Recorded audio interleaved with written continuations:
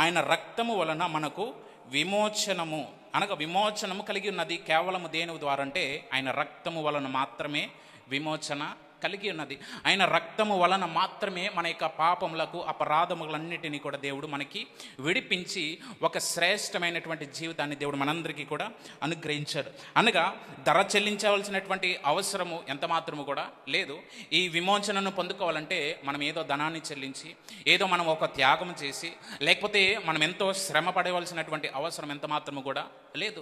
మనము దేవుని ఎదుట మన పాపములను, మనము చేసిన అపరాధములన్నిటినీ దేవుని ఎదుట మనము క్షమాపణ కోరగలిగితే అదే నిజమైనటువంటి విమోచన దేవుడు మనందరికీ కూడా అనుగ్రహించినటువంటి విషయము దేవుడు మన జీవితాలన్నింటిలో కూడా జ్ఞాపకం చేస్తున్నారు. అనగా ఈ యొక్క విమోచన అనగా మనము పడుతున్నటువంటి శిక్ష నుండి ఆయన ఇచ్చినటువంటి రక్షణకు మార్గముగా ఈ యొక్క విమోచన అనే దానిని మనము జ్ఞాపకం చేసుకోవచ్చు. అనగా మనకి దేని ద్వారా కలుగుతుందంటే ప్రభు అయిన యేసుక్రీస్తు వారి యొక్క రక్తము ద్వారా మాత్రమే మనకు విమోచన కలుగుతుంది.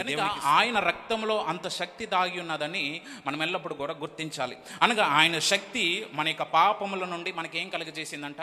విమోచనను కలుగజేసింది. విమోచన అనగా రిడెంప్షన్ అని మనం చూడవచ్చు. జీవితాలన్నిటిని కూడా వేరుపరిచి, ఎందుకంటే మనము ఆయన కోసము జీవించాలనేటువంటి ఆశతో మన కొరకు ఆయన తన యొక్క వెలను చెల్లించి మనకు విమోచనను దేవుడు కలిగి చేసినటువంటి విషయము మనమందరము కూడా జ్ఞాపకం చేసుకోవచ్చు. ఆయన చేసినటువంటి త్యాగాన్ని ఇక్కడ మనం చూస్తే, మనము చేసినటువంటి ప్రత్యేక అపరాధములను బట్టి ఆయన మనకిచ్చినటువంటి క్షమాపణ దేని ద్వారా అంట?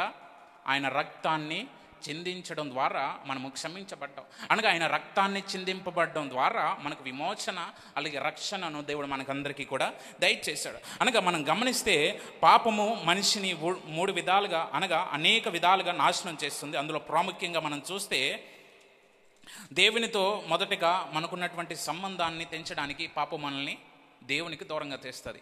అనగా మనలో పాపము ప్రవేశించడానికి ప్రధానమైనటువంటి కారణం ఏంటంటే, మనము దేవునికి ప్రియకుమారులుగా ఉండకుండా, ఆ నిత్య రాజ్యానికి వెళ్లకుండా మనల్ని ఆటంకపరచడానికి పాపం అనేది మన జీవితంలో మొదటగా ఏలుబడి చేస్తూ ఉంటుంది. అది మన స్వంత నిర్ణయాలతోనైనా, లేకపోతే అనగా సాతాను యొక్క శోధనల ద్వారా వచ్చేటువంటి పాపమైన ప్రతీదీ కూడా మనలను దేవుని యొద్ద నుండి దూరం చేయడానికి, అనగా మనము దేవునితో కలిగి ఉన్నటువంటి సహవాసాన్ని, అనగా దేవునిలో మనము పొందుకున్నటువంటి విమోచన క్షమాపణను మన యొద్ద నుండి తీసివేయడానికి అపవాది అనేక విధాలుగా మనలో పాపాన్ని ప్రవేశపెట్టడానికి ఆలోచన చేస్తుంటాడు. ఎందుకంటే సాతానునికి ఎటువంటి విమోచన లేదు, అతనికి ఎటువంటి క్షమాపణ లేదు. కనుక మనము కలిగినటువంటి ఈ విమోచన మనము కూడా అది కలిగి ఉండకూడదని, అనగా మనలో ఎటువంటి విమోచన, ఎటువంటి భారము మన మీద ఉండకుండా దేవుడు ఎలా అయితే మన కొరకు అటువంటి ప్రాణత్యాగమును చేసి మన కొరకు మరణించారో, ఆ విషయాన్ని సాతానుడు మనలో ఒక పనిని చేయడానికి మనలో ఏం పుట్టిస్తాడంట? పాపమును ప్రేరేపిస్తూ ఉంటాడు. గనుక ఆ పాపమే మనల్ని ఎక్కడి నుంచి దూరం చేస్తుందంట? దేవుని సన్నిధి నుండి దూరం చేస్తుంది. దేవునికి చేసేటువంటి భక్తి నుండి ఈ యొక్క పాపం మనల్ని దూరం చేస్తుంది. అంతే మాత్రమే కాకుండా మన యొక్క హృదయాన్ని దేనితో నింపుతుందంటే, అపరాధముతో, అనేకమైనటువంటి దోషములతో, అనేకమైనటువంటి పాపపు క్రియలతో ఈ యొక్క హృదయము ఎవరి చేత నింపబడుతుందంట? సాతాను క్రియల చేత. అనగా పాపం ఎప్పుడైతే ప్రవేశించబడుతుందో వెంటనే మన హృదయము ఎంత మాత్రము పరిశుద్ధంగా ఉండలేదు. అనగా పాపము ప్రవేశించిన ప్రతిసారి మన హృదయమును మనము కాపాడుకోవాలంటే నిత్యము కూడా మేము ఎల్లప్పుడూ కూడా విమోచన కలిగిన మన జీవితాలు, అనగా క్షమాపణ పొందుకునే మన యొక్క జీవితాలు యేసుక్రీస్తుని యొక్క రక్తము ద్వారా మన హృదయం ఎల్లప్పుడూ ఏం చేయాలి? కడుగుకుంటూ ఉండాలని దేవుని యొక్క వాక్యము మనందరికీ కూడా సెలవిస్తుంది. కనుక ఈ యొక్క పాపము నిత్య జీవాన్ని పొందకుండా మనల్ని అడ్డుకుంటుంది. ఆదాము అవ్వ విషయాల్లో మనం చూస్తే, ప్రేమించి దేవుని యందు భయము కలిగినటువంటి వారే సాతాను చేత ఏమయ్యారంట? మోసపోయినటువంటి విషయము ఇక్కడ మనం చూస్తే, అనగా సాతాను మనల్ని ఏ విధంగా అయినా మోసం చేయడానికి, ఏ విధంగా అయినా మనల్ని శోధించడానికి ఎల్లప్పుడూ కూడా ఆయన చేసే ప్రయత్నాలన్నీ కూడా చేస్తూనే ఉంటాడు. అనగా ఈ యొక్క ప్రతి నిబంధనలు మనం చూస్తే ప్రభు యేసుక్రీస్తు వారు యొక్క విషయంలో ఆయన శోధించినటువంటి విషయాన్ని కూడా మనము ధ్యానించి ఉన్నాం. అనగా శోధన అనేది కేవలము దేవునిలో బలహీనులకి మాత్రమే కాదు, దేవునిలో బలపడిన ప్రతి ఒక్కరికి కూడా శోధనలు అనేవి వస్తాయి. అనగా శోధనలను జయించే శక్తిని దేవుడు దేని ద్వారా దేవుడు మనకి అనుగ్రహించాడంట? ఆయన రక్తము ద్వారా మాత్రమే దేవుడు మనకి ఆ శోధనలన్నిటినీ జయించడానికి కేవలము ఆయన చిందించినటువంటి రక్తము ద్వారా మాత్రమే మనము సాతాను యొక్క శోధన నుండి మనము విడుదల పొందుకుంటాం. దేవునికి స్తోత్రం, హల్లెలూయా. గనుక క్రీస్తు ఆయన కలిగి ఉన్నటువంటి సిలువలో ఉన్నటువంటి ప్రేమను మనం చూస్తే, ఏదైతే పాపము నుండి మనము దేవునికి దూరమయ్యామో, అప్పుడు క్రీస్తు అనగా ప్రభు అయిన యేసుక్రీస్తు వారు ఆ సిలువలో మరణించడం ద్వారా దూరమైన మనము అనగా బానిసత్వపు బ్రతుకుతున్న మనము ఇప్పుడు ఎవరి చేత విమోచన కలిగి ఉన్నామంట? ప్రభు అయిన యేసుక్రీస్తు వారి యొక్క రక్తము చేత విమోచన కలిగి ఉన్నాం. అనగా మన జీవితంలో, మన హృదయంలో నింపబడినటువంటి అపరాధములన్నిటిని కూడా ఆయన ఏం చేశారంట? తుడిచివేసి పరిశుద్ధముగా మన యొక్క హృదయమును అనగా పవిత్రముగా మన యొక్క క్రియలన్నిటిని కూడా మార్చినటువంటి దృశ్యము, మార్చినటువంటి ఈ యొక్క అవకాశము మనం చూస్తాం. గనుక దేవునితో సంబంధము మరలా దేవుడు ఏం చేశాడంటే మరలా పునరుద్ధరించినట్టుగా మనం చూస్తాం. అనగా దేవునితో సహవాసం చేయడానికి ఆయన మన కొరకు ప్రాణమును పెట్టి మరలా మనతో ఒక నూతనమైనటువంటి నిబంధనను చేసుకొని ఆ నిత్య రాజ్యములో మనల్ని కలుసుకోవడానికి మనల్ని ఇప్పుడు సిద్ధపరుచినటువంటి కాలంలో మనం చూస్తే ఆయన యొక్క పరిశుద్ధాత్ముని యొక్క సహాయము ద్వారా మనల్ని ప్రేరేపిస్తూ అనేక విధాలుగా మనల్ని బలపరుస్తున్నటువంటి విషయాన్ని మనం గమనించగలము. గనుక దేవునితో ఉన్నటువంటి సంబంధము ఈ లోకంలో ఉన్నటువంటి మనుషులతో పోలినటువంటి సంబంధంతో కూడినదైతే కాదు. అనగా ఈ లోకస్తులతో మనం చేసేటువంటి సహవాసం వంటి సహవాసం కాదు, మనం దేవునితో చేయవలసినటువంటి సహవాసం, ఆయనతో చేయవలసినటువంటి సహవాసము ఎంతో ప్రత్యేకమైనది. అనగా మన యొక్క క్రియల ద్వారైనా, మన యొక్క మాట ద్వారైనా, మన హృదయ తలంపుల ద్వారైనా అన్ని విషయాల్లో కూడా మనము దేవునితో సహవాసము చేసేవారుగా మనం ఉండగలగాలి. ఈ లోక మనుషులతో మనం చూస్తే కేవలము మనం మాటతోనో, లేకపోతే మనము వారిపై ప్రేమ చూపించే వారితో సహాయం చేస్తాం, లేకపోతే వారి ఆపదలో కేవలము వారి నోటు నుండి మనము మహిమపరచబడడానికి మనం వారికి సహాయం చేస్తాం. కానీ దేవునితో సహవాసం అనేది కేవలము దేవుని మెప్పు కొరకు కాదు, కానీ దేవుని యొక్క నామము మహిమపరచబడడానికి మాత్రమే మనము దేవునితో సహవాసం చేయాలి. దేవునికి స్తోత్రం, హల్లెలూయా. గనుక ఈ యొక్క సిలువలో ఉన్నటువంటి ఈ యొక్క త్యాగాన్ని మనము చూస్తే, మనము పాపమునకు బానిసం అవ్వకుండా ఆయన మనకు ఏం కలిగజేశారంట? విమోచనను, అలాగే క్షమాపణను దేవుడు మనందరికీ కూడా దయచేశారు. అనగా ఈ యొక్క క్షమాపణ విషయంకి మనం చూస్తే, కొలస్సీలకు రాసిన పత్రిక 1వ అధ్యాయము 14వ వచనము, ఆ కుమారుని యందు మనకు విమోచనము అనగా పాప క్షమాపణ కలిగి ఉన్నది. దేవునికి స్తోత్రం, హల్లెలూయా. ఆ కుమారుని యందు మనకు ఏం కలిగి ఉన్నదంట? విమోచనము అనగా పాప క్షమాపణ కలిగి ఉన్నది. అనగా ఆ పై వచనము మనం చూస్తే, ఆయన మనలను అంధకార సంబంధమైన అంధకారములో నుండి విడుదల చేసి తాను ప్రేమించిన తన కుమారుని యొక్క రాజ్య నివాసులుగా చేసెను. దేవునికి స్తోత్రం, హల్లెలూయా.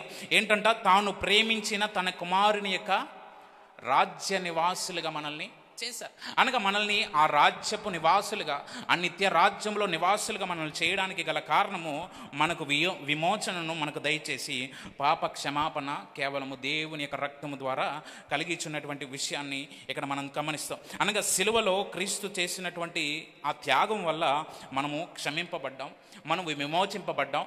మన జీవితాల్లో దేవుని యొక్క కృపను మనం పొందుకున్నటువంటి విషయాన్ని మనం చూస్తాం. అనగా దేవునితో సంబంధాన్ని దేవుడు మరలా పునరుద్ధరించిన విషయాన్ని మనం చూస్తాం. అనగా ఆదాము అవ్వలు ఎటువంటి సహవాసాన్ని అయితే దేవునికి విరోధంగా జీవించడం ద్వారా ఎలా అయితే వారు కోల్పోయారో, ఆ కోల్పోయినటువంటి సహవాసము ఇప్పుడు దేని ద్వారా మనకు కలిగినదో తెలుసా? యేసుక్రీస్తుని యొక్క రక్తము ద్వారా.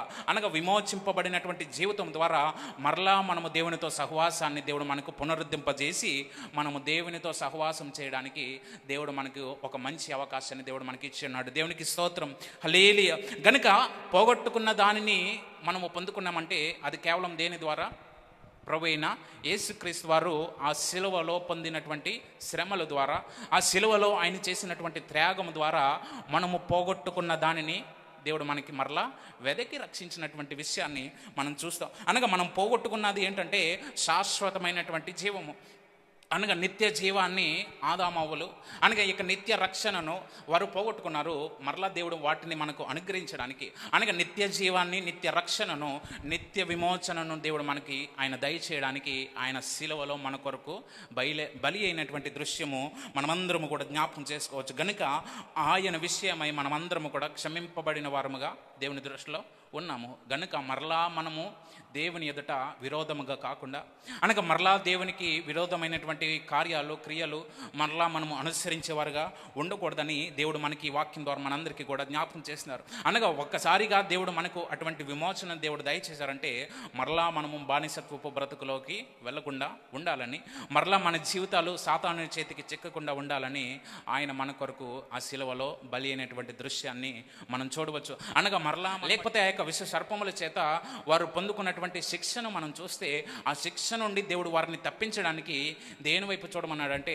ఆ యొక్క సర్పమును ప్రతిమగా చేసినటువంటి యొక్క స్తంభం మీద పెట్టబడిన ఆ యొక్క ప్రతిమ వైపు చూసినప్పుడు వారు ఏం పొందుకున్నారు? ఆ యొక్క మరణం నుండి వారికి విడుదల కలిగింది. అనగా విశ్వసించిన వారికి విడుదల కలిగింది, వారికి అందరికీ కూడా విమోచన కలిగింది, వారందరికీ కూడా క్షమాపణ కలిగినటువంటి విషయంని మనం చూస్తే, క్రీస్తు శిలువలో వేలాడినటువంటి దృశ్యాన్ని కూడా మనం చూస్తే ఆయన వేలాడడానికి గల కారణము మనకు విమోచన క్రయధనమును దేవుడు మనకు చెల్లించి మనకు విమోచనను అలాగే క్షమాపణను మూడవదిగా కృపను దేవుడు మనందరికీ కూడా దయచేసి ఉన్నాడు. అనగా ఏంటంట కృపా సమృద్ధితో దేవుడు మనల్ని నింపడానికి, అనగా మనకు సంపూర్ణమైన జ్ఞాన వివేచనము కలుగుటకు ఆ కృపను మన ఎడల విస్తరింపచేశారు. అనగా ఆయన శిలువలో రక్తమును కార్చడం ద్వారా, మన కొరకు ఆయన రక్తాన్ని చిందించడం ద్వారా కేవలము ఆయన నామము మహిమపరచబడమే కాకుండా ప్రజలందరి జీవితంలో ఒక విమోచనను, ఒక క్షమాపణను, అలాగే మూడవదిగా కృపను విస్తరింప చేయడానికి ఈ యొక్క శిలువ త్యాగము మనందరికీ కూడా సహాయపడుతుంది. దేవునికి స్తోత్రం, హల్లెలూయా.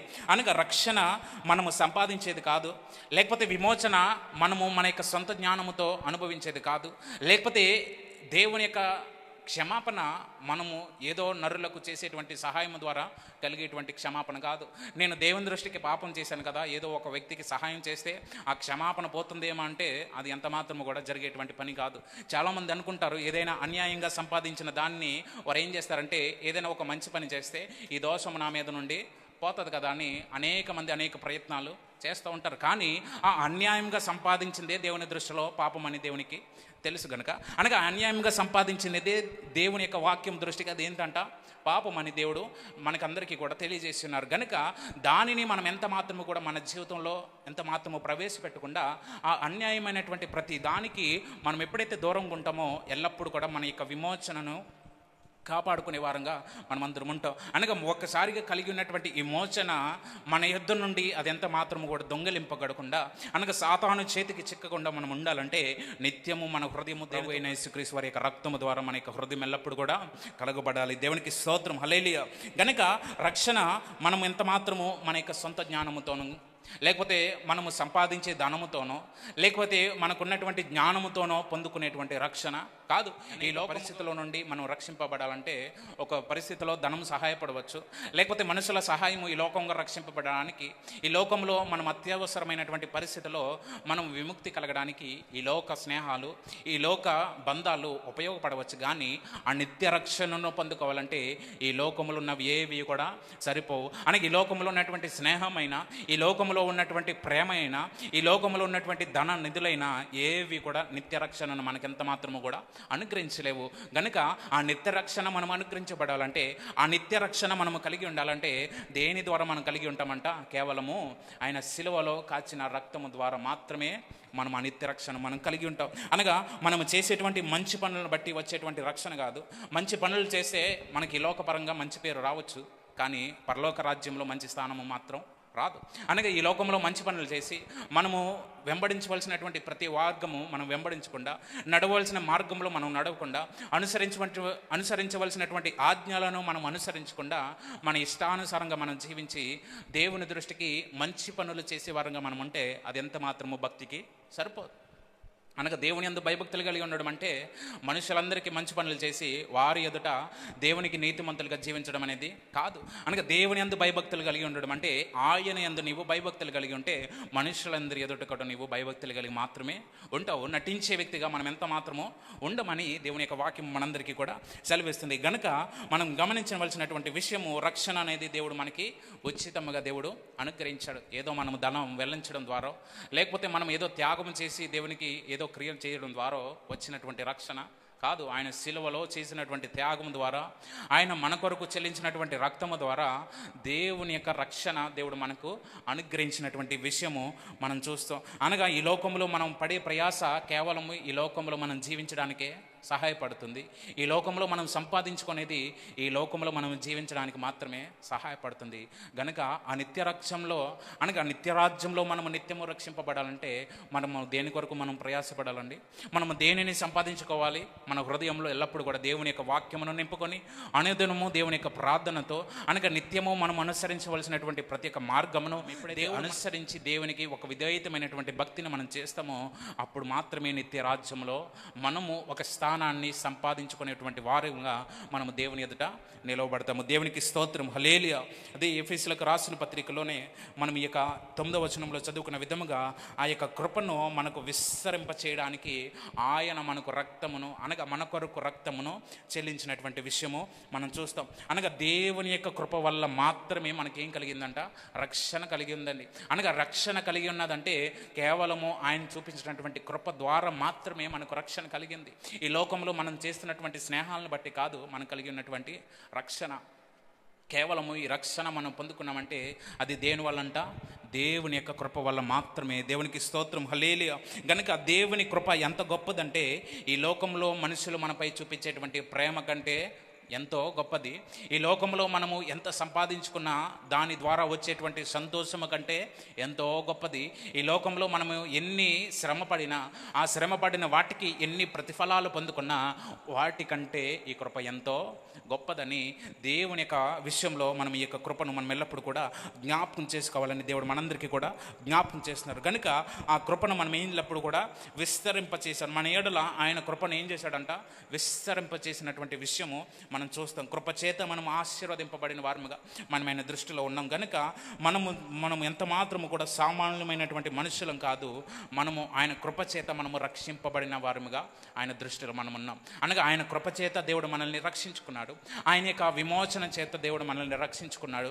ఆయన రక్తమును చిందించడం ద్వారా మనకు క్షమాపణను దేవుడు దయచేసి మనకు నిత్య రాజ్యాన్ని ఇవ్వడానికి మనల్ని వారసులుగా మనల్ని ఈ లోకంలో మనల్ని కూడా సిద్ధపరుస్తున్నారు. కనుక మన హృదయములు ఎల్లప్పుడూ కూడా ఒక విమోచన కలిగినటువంటి హృదయముగా, క్షమింపబడినటువంటి హృదయముగా, ఆ కృపను అనుభవిస్తున్నటువంటి హృదయముగా మన హృదయములు ఎల్లప్పుడూ కూడా దేవుని ఎదుట కనబడాలని దేవుడు ఆయన ఎల్లప్పుడూ కూడా ఎదురు చూస్తున్న దేవుడు. కనుక దేవుడు మనకి ఎటువంటి విమోచననైతే దేవుడు దయచేశారో, ఎటువంటి క్షమాపణనైతే దేవుడు దయచేశాడో, ఎటువంటి కృపనైతే దేవుడు మనకు అనుగ్రహించారో ఆ కృపను బట్టి, ఆ యొక్క క్షమాపణను బట్టి, ఆ యొక్క విమోచనను బట్టి దేవుడిని ఎల్లప్పుడూ మనము స్తుతిస్తూ ఆయనను ఆరాధిస్తూ ఆయనకి భయపడి మాత్రమే జీవించాలని దేవుని యొక్క వాక్యం సెలవిస్తుంది. కనుక ఇవన్నీ పొందుకున్నాం కనుక మనము చేయవలసినటువంటి మనం చేసేసి లేకపోతే వీటన్నిటిని దేవుడు మన కొరకు ఆయన అనుగ్రహించున్నాడు కదా, ఈ ఆయన అనుగ్రహించినది ఏది మరలా ఆయన తీసుకోడు కదా అని మరలా మనం ఇష్టానుసారంగా మనం జీవిస్తే మనం నిత్య రాజ్యానికి చేరడానికి ఎంత మాత్రం కూడా అర్హులము కాదని మనం ఈ విషయంలో మనం జ్ఞాపకం చేసుకోవచ్చు. అనగా దేవుని యొక్క వాక్యము రూపంలో ఉన్నటువంటి సత్యాన్ని జీవితంలో ప్రతి విషయంలో కూడా అది మార్చడానికి మనకు సహాయపడుతుంది. అనగా వాక్యంలో ఉన్నటువంటి ప్రత్యేక సత్యాలన్నిటికీ కూడా అనగా సత్యము గూర్చినటువంటి వార్తలన్నీ కూడా మన జీవితాలని మార్చడానికి, అనగా శిలువ ద్వారా మనము అనుగ్రహించబడినటువంటి ప్రత్యేక పాప క్షమాపణనైనా కావచ్చు, విమోచననైనా కావచ్చు, లేకపోతే మనకు అనుగ్రహింపబడుతున్నటువంటి కృపనైనా కావచ్చు, వీటన్నిటిని బట్టి మనము సత్యమును గూర్చినటువంటి వార్తను మనం ఈ లోకానికి ఏం చేయాలంట? ప్రకటించాలి. అనగా ఈ లోకంలో నేను పొందుకున్నటువంటి శ్రమలేవి కూడా అనగా ఈ లోకంలో నన్ను బంధించలేదు, కానీ ఆ నిత్య రాజ్యంలో నాకు దేవుడు విమోచనను కలిగజేసి ఈ నిత్య రాజ్యానికి నన్ను వారసుడిగా చేయడానికి ఆయన ప్రయాసపడుతున్నాడు అనేటువంటి వార్తను మనం ఈ లోకమంతటా విశ్వమంతటా ఏం చేయాలంట? ప్రకటించాలి. గనుక ఆయన గూర్చినటువంటి వార్తను ప్రకటించడానికి మనం ఎంత మాత్రమో ఏ విషయంలో కూడా వెనకాడు. రోమీయులకు రాసిన పత్రిక 12వ అధ్యాయము 1వ వచనాన్ని మనం చదువుకుందాం. కాబట్టి సహోదరులారా, పరిశుద్ధమును దేవునికి అనుకూలమునైన సజీవ యాగముగా మీ శరీరములను ఆయనకు సమర్పించుకొనుడని దేవుని వాత్సల్యమును బట్టి మిమ్మల్ని బతిమాలు కొనుచున్నాను. ఇట్టి సేవ మీకు యుక్తమైనది. దేవునికి స్తోత్రం, హల్లెలూయా. అనగా ఈ సత్యము మన జీవితాన్ని ఎలా మార్చాలంటే మనం ఎంత మాత్రము కూడా ఈ లోక మర్యాదలను కానీ ఈ లోకంలో ఉన్నటువంటి స్నేహాలను కానీ అనుసరించే వారంగా కాకుండా మన యొక్క శరీరములు మన యొక్క జీవితము సజీవ యాగముగా ఆయనకు సమర్పించుకోవాలి. ఈ లోకంలో మనం అనుసరిస్తున్నటువంటి క్రియలైనా లేకపోతే పరిశుద్ధమును దేవునికి అనుకూలమునైన సజీవ యాగముగా మీ శరీరములను ఆయనకు సమర్పించుకోడి. ఇట్టి సేవ దేవుని దృష్టికి ఎంతో యుక్తమైనదని ఇక్కడ అపోస్తుడైనటువంటి పౌలు గారు రాస్తున్నటువంటి మాటగా మనం చూస్తాం. అనగా కృతజ్ఞతతో జీవించిన ప్రతి వారి జీవితంలో, అనగా పాపాన్ని విడిచిపెట్టిన ప్రతి ఒక్కరి జీవితాలు, అనగా దేవునికి అంకితంగా జీవించిన ప్రతి ఒక్కరి జీవితాలు సజీవ యాగముగా ఇప్పుడు ఏం చేయాలంటే దేవునికి సమర్పించుకోగలగాలి. అనగా అటువంటి సమర్పించుకున్నటువంటి వారి జీవితాలు ఎంత మాత్రం కూడా ఈ లోక మర్యాదను అనుసరింపక దేవునికి ఉత్తమమైనటువంటి భక్తిని చేసేవారిగా వారి యొక్క హృదయాలు దేవుని దృష్టికి ఉంటాయి. అనగా సంపూర్ణమైనటువంటి దేవుని చిత్తం ఏదో ఏం చేయాలంట పరిశీలించి పరిశోధించి తెలుసుకున్నట్లు మన యొక్క మనస్సు మారి నూతన మగుట వలన మనము రూపాంతరము పొందుతాం. అనగా రూపాంతరం పొందడం అంటే మన గత జీవితాన్ని విడిచిపెట్టి దేవుని దృష్టిలో ఒక నూతనమైనటువంటి జీవితము, అనగా పరిపూర్ణత చెందినటువంటి క్రియల చేత రూపాంతరము పొందినటువంటి హృదయము ద్వారా మనం జీవించడానికి గల కారణాలు ఏమిటంటే సజీవ యాగంగా మన శరీరములను ఆయనకు సమర్పించుకోవడమే. అనగా ఈ లోక మర్యాదను బట్టి అనుసరించక, అనగా ఈ లోక మర్యాదలు లేకపోతే ఈ లోకంలో ఉన్నటువంటి ప్రతి ఒక్క విధమైనటువంటి ప్రతి ఒక్క యొక్క అలవాట్లు వీటన్నిటిని బట్టి మనం అనుసరించక దేవునికి ఏది ఉత్తమమో, ఆయనకు ఏది అనుకూలమో, ఆయనకి ఏది సరి అయినదో, ఏ విధమైనటువంటి భక్తి నేను చేస్తే దేవుడు నన్ను అంగీకరిస్తాడనేటువంటి విషయాన్ని ఏం చేయాలంట పరిశీలించి ఎల్లప్పుడూ కూడా దానిని తెలుసుకొని మన యొక్క మనస్సును మార్చుకొని నూతన మగుట వలన మాత్రమే మనము రూపాంతరము పొందుతాం. అనగా దేవుడు మనకు పునరుత్థానమును దేవుడు దయచేశారంటే అది కేవలము దేని ద్వారా వచ్చిందంటే ఆయన మరణించి తిరిగి లేవడం ద్వారా. అనగా మరణించి తిరిగి లేవడం మన ద్వారా ఆయన మన కొరకు చేసినటువంటి వాగ్దానం ఏదైతే ఉందో, అనగా మన కొరకు ఆయన చేసినటువంటి త్యాగపూరితమైనటువంటి ప్రేమ ఏదైతే ఉందో ఆ ప్రేమను నుండి దేవుడు మనకి 4వదిగా ఒక పునరుద్ధానమైనటువంటి జీవితాన్ని దేవుడు మనకి అనుగ్రహించాలని మాత్రమే ఆయన సిలువలో పడినటువంటి ప్రయాసను మనము చూస్తాం.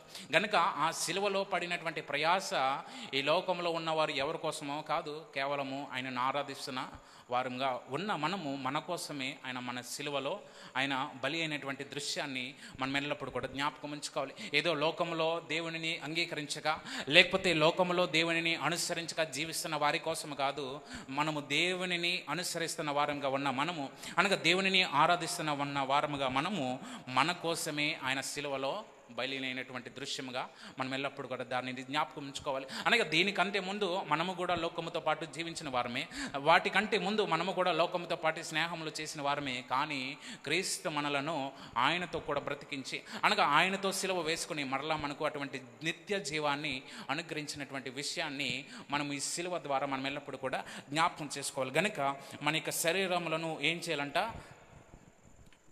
సజీవ యాగముగా ఆయనకు సమర్పించుకోవాలి. అనగా సజీవ యాగం అనేది మనందరికీ కూడా సహాయపడుతుంది. కనుక మనం విమోచనము ద్వారా పాపపు బానిసత్వము నుండి విడుదల మనకు కలిగింది.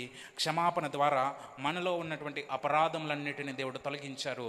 3వదిగా కృప ద్వారా దేవుని యొక్క ఉచితమైనటువంటి ప్రేమ ద్వారా మనకు రక్షణను దేవుడు అనుగ్రహించాడు. దేవునికి స్తోత్రం, హల్లెలూయా. గనుక ఈ సిలువలో దాగి ఉన్నటువంటి సత్యాల్ని మనము ఏ విధముగా ఆత్మీయంగా మనము బలపడడానికి వీటిని మనం స్వీకరించగలిగితే అదే నిజమైనటువంటి సిలువలో దాగి ఉన్నటువంటి శక్తి. గనక ఈ శక్తి మనల్ని ఏం చేస్తుందంటే విమోచన కలుగజేస్తుంది. ఈ సిలువలో దాగినటువంటి శక్తి పాపులను అపవిత్రతలన్నిటిని కూడా దూరము చేసి పవిత్రులనుగా చేస్తుంది. ఈ సిలువలో దాగి ఉన్నటువంటి శక్తి కృప లేని వారికి, రక్షణ లేని వారికి కృపను అనుగ్రహించి కృప ద్వారా వారందరికీ కూడా రక్షణను కలుగజేస్తుంది. కనుక దేవుడు మనకు కూడా అటువంటి కృపను దేవుడు దయచేసి అటువంటి విమోచన దేవుడు దయచేశాడంటే మనము మరలా బానిసత్వంలోనికి వెళ్లకుండా ఉండాలని. గనుక అటువంటి బానిసత్వపు బ్రతుకులు ఒకవేళ మనం ఇంకనూ జీవిస్తూ ఉంటే, లేకపోతే మనం పాపముల చేత బంధింపబడి ఎంత మాత్రము దేవుని యొక్క చిత్తానికి లోబడిన వారముగా ఒకవేళ మనం ఉంటే, దేవుని దృష్టిలో ఒక మంచి తీర్మానం చేసుకుని ఆయన సిలువలో కాచినటువంటి రక్తము ద్వారా నా పాపములు విమోచింపబడతాయని, లేకపోతే నా యొక్క బంధకములు విమోచించబడతాయని విశ్వసించగలిగితే దేవుడు నిశ్చయముగా మన జీవితంలో ఉన్నటువంటి ప్రతి ఒక్క బంధకములను, ప్రతి ఒక్క క్రియలన్నిటినీ, అపవిత్రమైనటువంటి ప్రతి ఒక్క క్రియలన్నిటినీ, లేకపోతే రక్షణ లేనటువంటి మన యొక్క జీవితాన్ని దేవుడు, ఆయన యొక్క నిత్య రక్షణను దేవుడు మనకు అనుగ్రహించి ఆయన కృపలో మనందరినీ కూడా విస్తరింపజేయడానికి ఆయన కృప చూపించున్నాడు గనుక దేవునికి స్తోత్రం, హల్లెలూయా.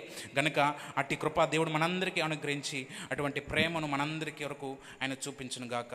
ఆమేన్.